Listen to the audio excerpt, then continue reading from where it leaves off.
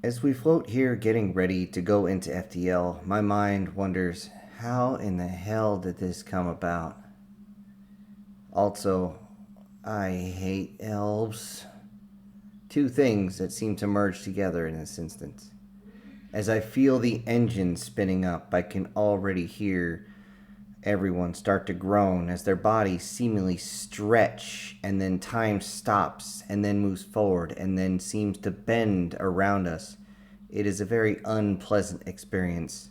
Human FTL is not nearly as sophisticated as some of the other species around the universe, but it gets the job done.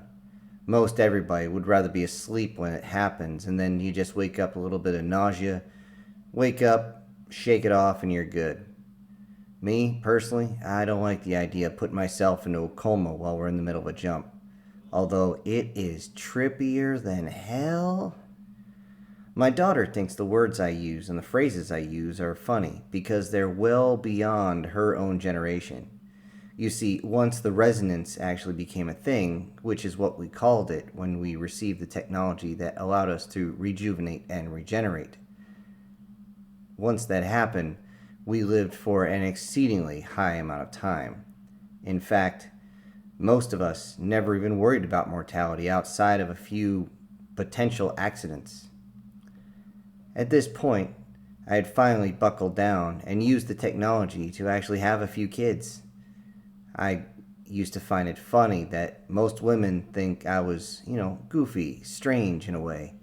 But you know what? At least I knew what the hell I wanted and where I was going and what to do when I got there. And eventually, technology allowed me to actually have my children. And now here I am, feeling us come out of FTL as we come out of the jump, and thinking, why did my daughter have to go into space like I did? Oh. As I look out the window floating around, I can see that garden world. I know this garden world very well. Most people do. It's the home of her boyfriend, his homeworld. Valania, some crap like that. I don't care. It's covered with a type of species that resemble these damn elves we used to have in our own old mythology. But I digress. They have their own name, although honestly I can't pronounce it and I don't even attempt to try. But as I look down, I wonder how they ever got into space. I don't see any artificial buildings. And then I remember, yeah, they did it organically. Quite literally, organic ships. I still can't wrap my brain around that, how that is even possible. But it works. How it works, I don't know, and nor do I give a crap right now. I just want to see my kid. She's been working down on this planet as a translator and also as an engineer for about 3 or 4 years now, which is really nothing considering what what she's been working on. What she's been working on is a new type of communications array, trying to mix their technology and ours because they don't want only our technology down on the planet. They find it unnatural. God, these are pretentious jerks. They're pretty, I'll say this. And that's all I could think of as we loaded onto the shuttle and headed down towards the planet. We had to use a standard gravimetric drive because, heaven forbid, you use the fusion reaction drive inside their own atmosphere. Holy crap, what a shitstorm that is. They just go crazy. They'll shoot you down rather than have you fly down and land, which seems counterintuitive, at least I would think. But they are pretentious jerks who just happen to be pretty. It's amazing how often those two go together. As we finally get down to the landing pad, I'm finally feeling a little bit of gravity. At least it's settling my stomach. Although it's not nearly the gravity I'm used to. It's only 0.62 compared to gravity on Earth, which is 1.0. Which is why, one of the reasons why the elves tend to be kind of tall. You would think originally elves would be short, but then again, we have been ruined by media when I was a kid. As I leave out, I only have the one bag over my shoulder. Many people are waiting for their bags to be brought out and shown to them so they could pick them up. Me personally, I just walk off and keep walking. It's a difficult trek, mainly because I don't give a crap about asking directions. I simply pull out my GPS and look around. Yes, we have our own satellites around their planet just for this reason and this reason only. Walking along, I can hear them talking. I don't let them know that I had a translator implanted, so I actually know what they're saying. Most of it is insults. They have a word for human, which is kind of basically their version of ugly troll. I'm like, thanks a lot, you pretentious assholes. You long-eared fuckers. I'm going to rip one of their ears off one of these days.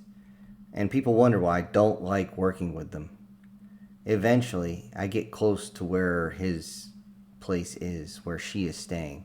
It was kind of a homestay program, which is why the reason I'm not surprised they ended up dating. But they date differently than us. Mostly, they do theirs doing some sort of contract marriage or set up by the families. It's weird. There's a whole plethora of things. It's just crazy. But regardless of that, I finally find this hooch that I'm trying to find. It's a tree. It's a fucking tree. I'm just going to say it. They call it a house. It's a fucking tree. And I simply go up and wait for someone to answer. Oddly enough, they don't knock on a door. They scratch on it. It's pretty obvious because there's an obvious wear mark on the side from where people have scratched on it. So if anyone knocks on the door, you know they're human. I sat there just worrying that I'm going to have to deal with one of these long-eared shit stains. Then the door flung open. Daddy! And my daughter jumps in my arms. Immediately I drop my bag as she jumps in and I almost fall on my ass. But I hold her. I haven't seen her in a while. Like any good father would, I hold on to her tight and say how glad I am to see her. She lets go and then stands up and motions for me to go in, so I do. And just as I pass this threshold, I'm eye to eye with this. You know what? Here's the problem with these folks. One of the major issues that has caused a lot of contention. I, and along with most humans, cannot tell the boys from the girls, the men from the women. They all look feminine as crap to me. It is absolutely insane. So I don't want to sit there and say, hello, ma'am, hello, sir. I simply stick my hand out to shake their hand, and yes, they all know this gesture by now. And I wait for her to introduce me. This is my new boyfriend. Great, just wonderful. That's all I'm thinking. As I take his hand, and I give a standard human squeeze and shake. Feeling that delicate hand, how are you going to protect my daughter, you asshole? How? What the... With that, we end up going in and we have small talk as she prepares any type of dinner. I don't know what it's going to be, but I have a feeling it's going to be mostly vegetarian.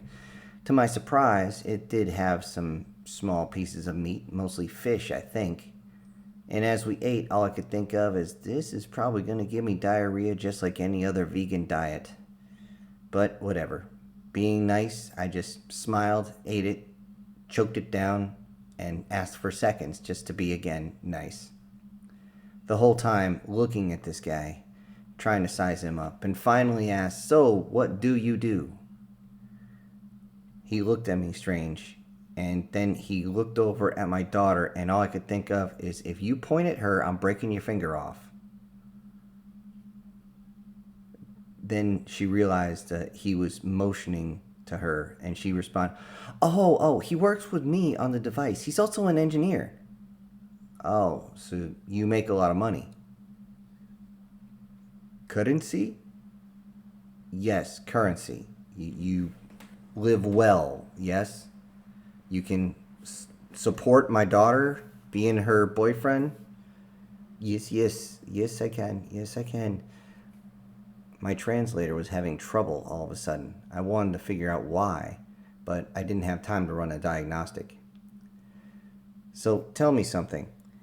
If one of the enemy species was to come down, would you be able to protect my daughter? I could see the look of scowl on his face. She even turned and glared at me, but I paid it no mind, because it is important for us males to know if they can protect and divide. And I told him this much. Can you protect and provide. I understand you can provide. Can you protect her? To my surprise, he opened up the side of his jacket, reached in and reached down, almost like he was reaching for his waist, but not far enough, and then pulled out a small type of blaster onto his side. I sort of recognized this. This was a modified version of one of our old energy pistols. Most of them are long since gone, as we found out that ballistic weapons, though primitive, work so much better down on the ground. Energy weapons have a tendency to overheat or simply not hit with enough force. But he looked me right in the eye and simply stated, "If anyone tried to come after her, they would have to kill me first. And if they were unlucky, they would hurt her, because I would make it hurt forever." I smiled and realized that this was finally a decent one. She had found a decent one in this whole pile of, well, I don't want to say crap, but I will say this. Out of all the merds that are there, yes, that is actually how you pronounce it, merd. At least this piece of merd was a good piece of merd.